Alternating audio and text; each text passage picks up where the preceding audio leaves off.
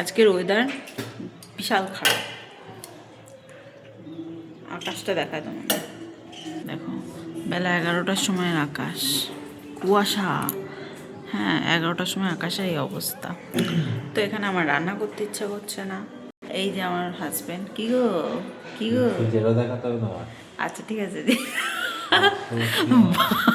Inner বাজার করতে ইচ্ছা করছে না,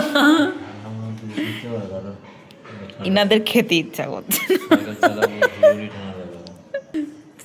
এইবার বলো তাহলে কি কাজ আছে? কোনো কাজই নেই।